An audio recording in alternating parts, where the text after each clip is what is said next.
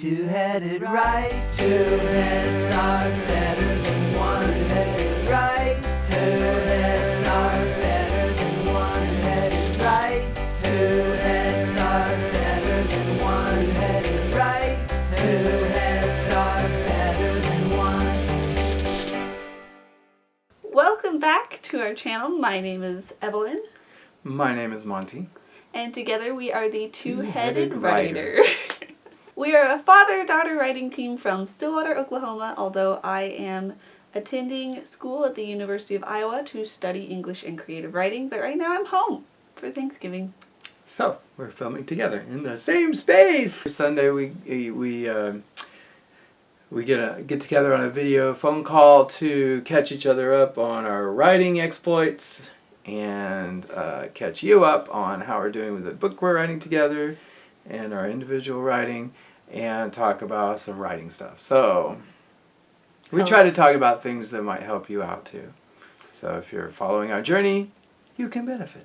I got super busy these last few weeks at school, had a lot of writing deadlines for things, and so I fell behind editing and uploading. She's the one that edits these, by the way, so we should pause a moment and give Evalyn some kudos for all her careful editing work. After we have these long rambling conversations, she has to be the one to go through and put it together into something that you can enjoy at home. Right now we're just going to catch you up on our writing efforts. So Evalyn, you just finished writing a 35-page opus for the stage. Yeah. So I am taking Playwriting 1 this semester, and for our final project we had to write a one-act play. You said you were really proud of it. I was really proud of it. And you just turned it, like literally just before you started the camera, turned it in. Yeah. Online. And I haven't had a chance to read it or hear it yet, but you're going to read it to us in the car tomorrow. Yeah. Okay, so I'll get to hear it then. It was pretty intense for you, I think, because just a couple of days ago you still had lots of pages left to go, and yeah. You really worked hard on it over a short period of time, so that must have been pretty intense to figure it out. And yes, so I had the option of continuing working on the piece I'd been working on for my midterm or starting a new concept, and I had things that I could improve on the other piece, but I didn't think I had enough to get it to 25 pages.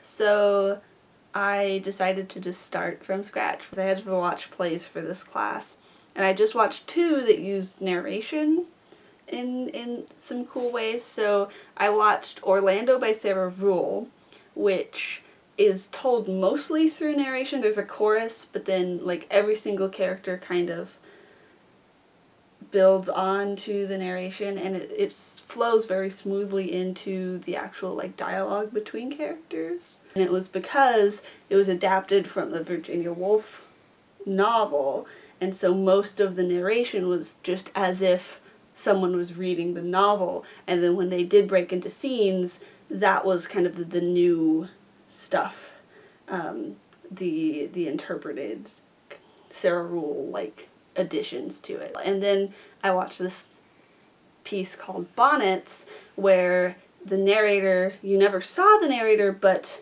the narrator was kind of her own character, and she had opinions on things, and it was very much kind of in the style of like a Lemony Snicket or how The Hitchhiker's Guide is, where it's like the narrator's going to add in their own extra commentary. they bring their own point of view and their own opinions and commentary. And so like Into the Woods.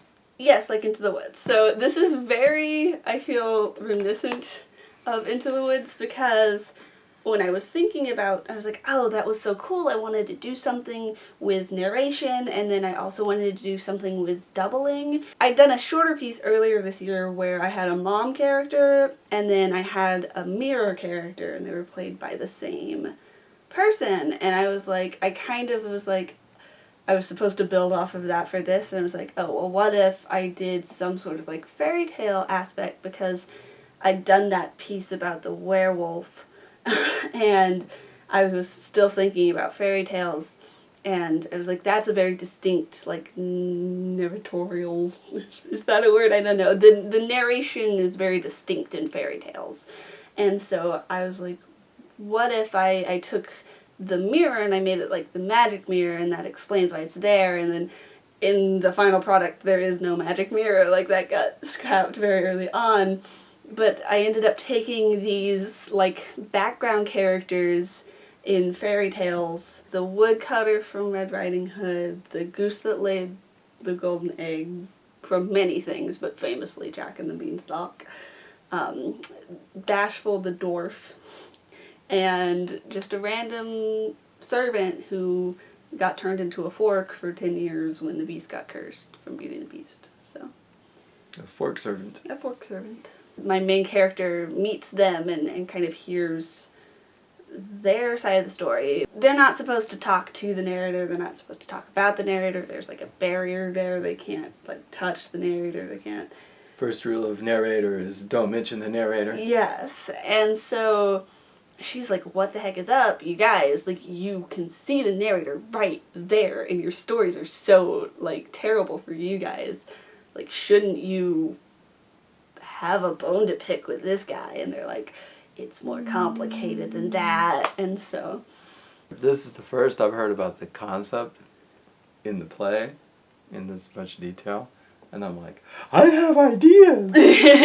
But you just finished it, Yeah, so... I did just finish it. Oh, well. Yeah, so I will happily hear your ideas, because it's something I feel like it would be fun to keep working on and making Okay. better. In my own writing, I am working on the first draft of my novel. I'm redrafting parts of it that weren't working.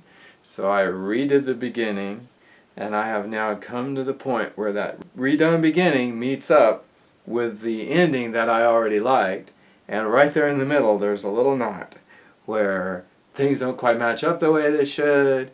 I still have certain things that have to happen, but now it's boring, and like, but this happens before that, and it's a mess. I had to redo the calendar, that helped, and then figure out when, what is left in this little middle section that I have to take care of. And so I've gotten that, I hope, pretty much straightened out, and now from here on out it's just going to be smooth sailing, and I just revise the rest of it, lightly revised, and I'll be done. Yeah. Fingers crossed. And Evalyn, you did NaNoWriMo, and it is almost the end of November. And I know you haven't been NaNoWriMoing while you were here, mostly because you've been writing your play. So how far did you get? So you're supposed to do 50,000 words, and I am somewhere slightly under 20,000. Now I'm slightly over 20,000 on my draft.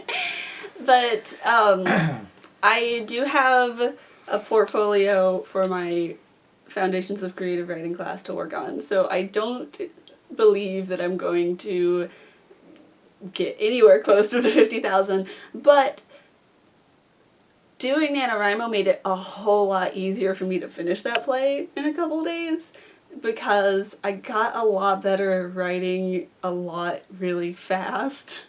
Especially typing it. Right. Because usually I have to write by hand, but for NaNoWriMo and word count, I was typing everything, and I was not used to that at all, and I still don't like it as much as writing it by hand, because when I get stuck, I feel like I'm, like, don't know what to do, whereas when I'm, like, stuck in my notebook, I can, like, cross out whatever I want, or I can, like, flip to the next page, and I don't feel like I'm losing it. I don't know. Have been writing something every day, even if I haven't been working on my novel. But I'm actually kind of itching to get back to it. I'm not letting myself until I'm done with my portfolio, per se, unless I get stuck on that and I need something else to write. But it's because I watched Frozen 2. And I'm not saying that Frozen 2 has the exact same plot as my book, not at all, but it does... He hasn't seen it, so I don't want to spoil anything. Well, they haven't seen it either, maybe. You potentially haven't seen it either, so I'm trying not to spoil anything. I really, really loved it. It is... I don't think it would have worked as well if Frozen hadn't already been a thing, but the way that it continued it is like a kind of story that I loved so much as a kid, and there are things that they did in it that I'm like, oh my gosh, kids today are so lucky that they have this to like look at and like as something to like use. If you've seen it, you know. Kristoff is now like one of my top tier like Disney characters. When I started writing this book, I was like, I want to write something that makes me as excited about the story and the characters and the concept, and like I could see myself in that world as the Barbie movies used to make me feel. Because that was something that was geared so totally toward like little girls who wanted to imagine themselves going on adventures. And Frozen 2 does that on a like such a better, bigger scale Okay. than the Barbie movies. So I'm like, yes, I'm gonna write something that when you read it makes you feel like I felt watching Frozen 2. Awesome. Can you use Frozen 2 as a comp? I don't think I can. But I have other ideas for comic books already.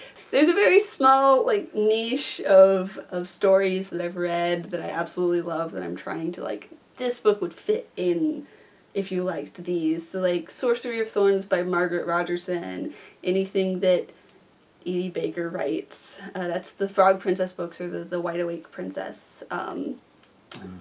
Or Enchanted Forest Chronicles, but maybe that's such on a high pedestal for me. Oh, Enchanted Forest Chronicles, but I can never write that Yeah. Or like Howl's Moving Castle, Diana Wynne Jones. Like, I know everybody's like, oh my gosh, she's amazing, and I don't, like, I'm like, I can't write anything as good as the Enchanted Forest Chronicles, but Diana Wynne Jones, whatever. No, I'm not saying that, but like, this is falling apart very fast. You have to aspire to something. Yes. Right? You have to have those works that inspire you and that you wish you could write like and try to write like. Yes. So Sure. I love our book, and I think I would read our book if I were a small child. But it's not necessarily something that, like, was my favorite thing. And this is what was my favorite thing.